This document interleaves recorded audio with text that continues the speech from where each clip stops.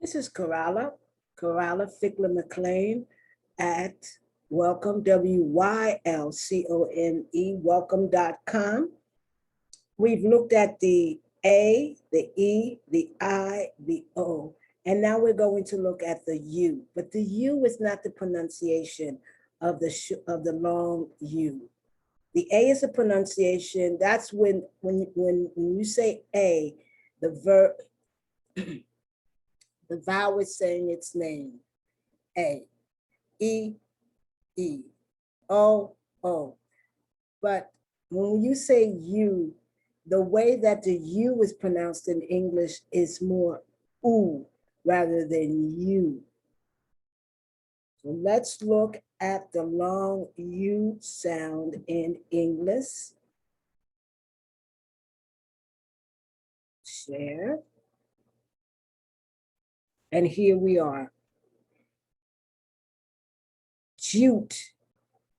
This is one of the Germanic tribes that invaded England right after the fall of the Roman Empire. Anglos, Saxons, Jutes, and Frisians.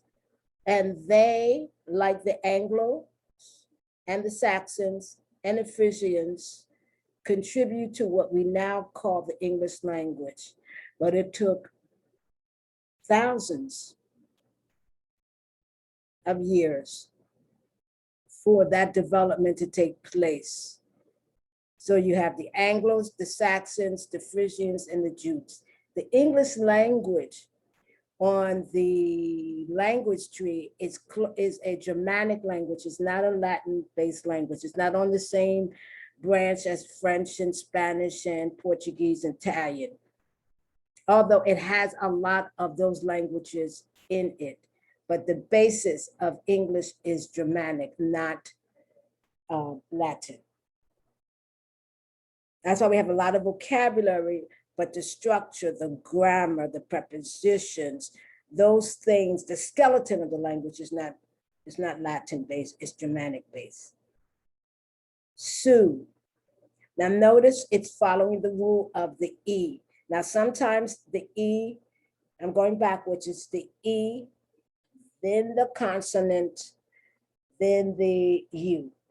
But sometimes you just have the E and the U. Sue. Now Sue is a homophone. And the reason I say it's a homophone, although it's spelled the same, it's S-U-E, as you see here, but then you have uppercase S-U-E, and the uppercase S-U-E is a short version of the name Susan. Blue. Droop. June. Mute. Something is mute, you can't hear it. Glutes. Rude. I think the British call them rude boys. I don't exactly know what that means, but that name just came to me, rude boys. Shoot. Fluke. Something that happens accidentally, coincidentally, and it's a fluke, something that's totally unexpected, happens once in a million times. True. Truce. Now, I have to put verb, otherwise I would not know how to say this word, because USE is a homograph. There's USE that's pronounced, and the S is pronounced like S, but then there's USE and the S is pronounced like a Z. So if I say I use the telephone today, I don't know why you would say that. I use the telephone today, or I use more money than necessary. The S sounds like a Z. It's subtle, but if an English speaker or someone who's near native either a native English speaker or someone who's near native. Even if you're an advanced speaker, you could hear the difference. Use, to use something. That's why I had to put the verb. So I had to put in parentheses verb. Otherwise, I wouldn't know how to pronounce it. Jukebox. I don't know if they have those anymore. I don't think so. This used to be a device that you, in a restaurant or in a bar, and you could go in there, put in your money, and it would play music. It would play records. You could actually see the records being played, at least the old-fashioned ones. Use. Now, once again, that's the word that we saw before, USE, but now I'm saying it's pronounced like the noun USE, not the verb. And there the S is pronounced like an S, use. So I use the car, the use of the car. Brute. He's a real brute. It's like being a bully. All the way down. Rule. Druze. That's a religious group. I think. Now the Druze are in the Middle East. But I remember they talked about the Druze in this fantasy of British history of Fantasyland. Rune, that's a kind of writing. The early writing of English was in rune, and it would be we wouldn't understand it. It doesn't look anything like the letters that we use today. Crude. If you're a crude person, you don't know how to watch your tongue. You just say anything, do anything in front of anybody. Crude. Loon. Jude. Ood. Notice I'm pronouncing the U. Ood. That's the long U sound. Due, when something is due, when it's now the date for that particular event or bill. Flute. Gruesome. Horrible. If it's gruesome, it's horrible to watch or horrible to observe. Glue.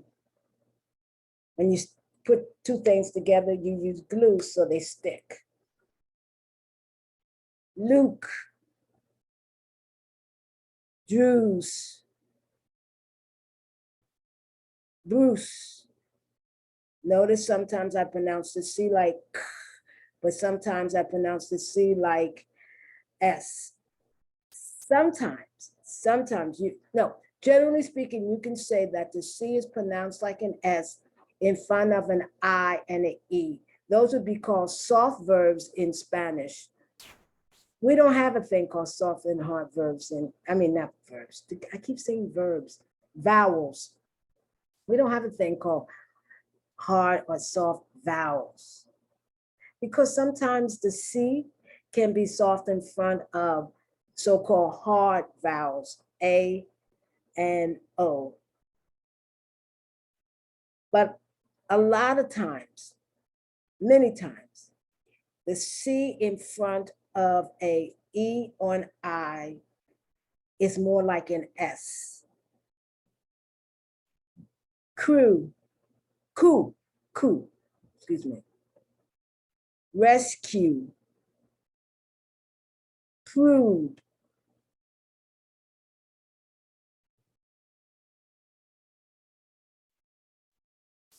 gloom, clue. There was a movie called Clueless, someone who didn't get it. Things were happening all around that person and the person didn't get it. They say they are clueless. Dude. They don't use that anymore. That's a name for, instead of saying guy, you say that dude over there. It's said sometimes. Fluent, cruise, noob, nuke. That is short for nuclear. Fume, mute, hue, the different hues, tones of a color.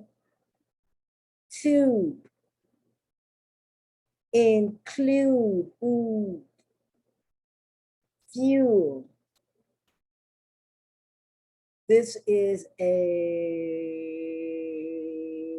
affix and it is a suffix. And the reason it's a suffix because a hyphen is before the word, not after it.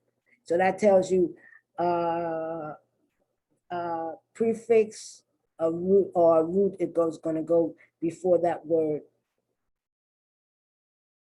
Okay, let me give you, for example, fuge, refuge. Someone who's a refuge is someone who is from another country, now going to your country or living in your country, and he's a refuge because he can no longer live in his native country. And if he goes back, they'll kill him or kill her. Grew, luge,